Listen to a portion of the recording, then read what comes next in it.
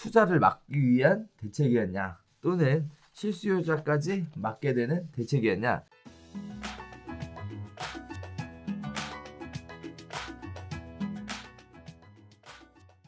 자, 두 번째 이야기 가보도록 할까요? 실수요자 잡을라 6천만 원 어디서 구하냐 라는 얘기인데, 대출 규제에 관련된 부분입니다. 조정 대상 지역 대출 규제가 강화되면서 LTV 60%가 50%로 줄어들었고요. 그 다음에 무주택 세대주, 주택가격 5억 원 이하, 부부 합산 연소득 6천만 원 이하, 생애 최초 구입자는 7천만 원 이하 등 세 가지 요건을 모두 충족하면 기존대로 LTV 60%를 적용받을 수 있다라는 얘기인데, 이제 문제는 실수요자로서 대출을 받아서 주택을 사려고 했던 사람들이 조정 대상 지역으로 묶임으로 인해서 대출이 10% 줄어들면서 이제 돈이 모자른다라는 거예요. 그래서 과연 투자를 막기 위한 대책이었냐 또는 실수요자까지 막게 되는 대책이었냐라는 이야기들이 나오고 있습니다.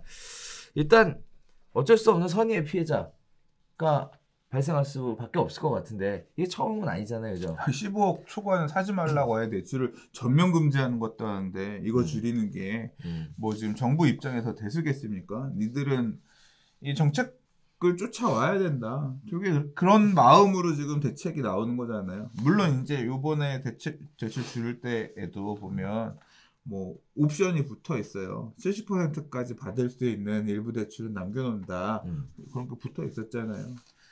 그냥 조건 안 맞으면 당신은 안 되는 거예요. 그게 우리의 룰이야. 따르세요.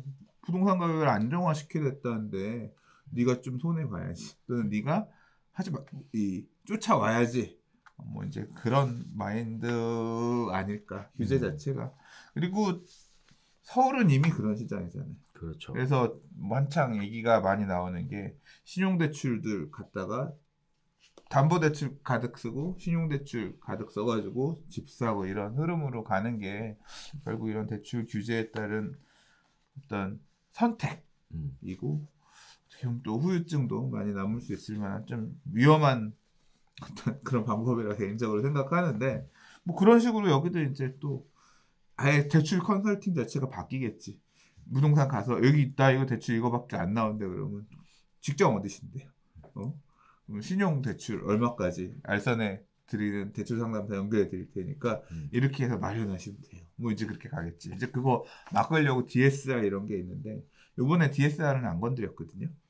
이제 뭐 그렇게 해서 또 조이려고 하겠죠. 어쨌거나 수요가 실수요자라고 하는 부분은 어떻게 봐야 될지 모르겠지만 대출 규제, 대출 한도를 이렇게 축소한다는 거는 수요를 축소시키겠다는 의지가 반영된 거고요.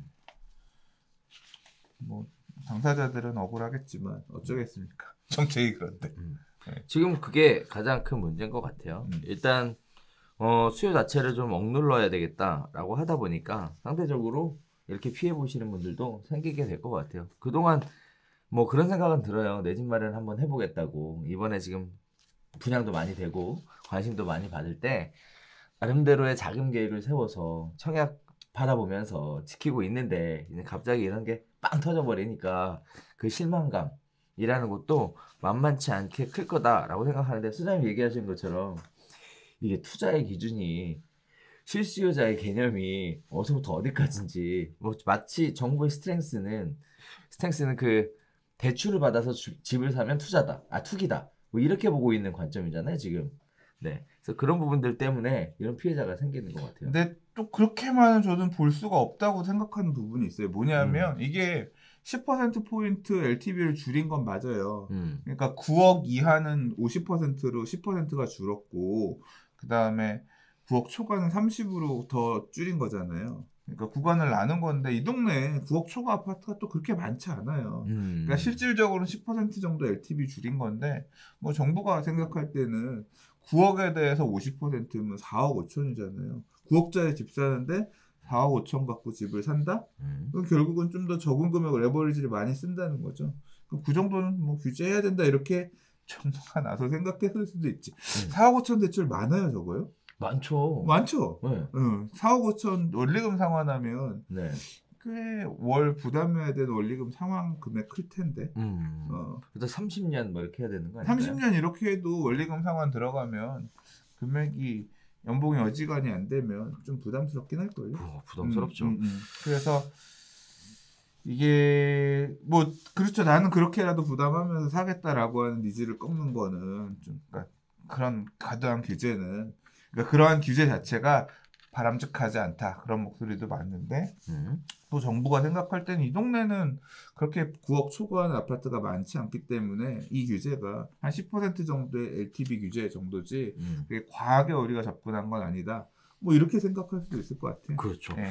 자, 뭐 굉장히 부푼 희망, 꿈 이런 거 갖고 계셨던 분들이 뭐 상실감이 있을 수도 있을 것 같은데 일단 뭐 바뀌었으니까 여기에 맞춰서 자금 계획 재설계 하셔야 될 것 같고 여기저기 또 물어보다 보면 방법들이 있지 않을까라는 생각도 좀 들기는 해요.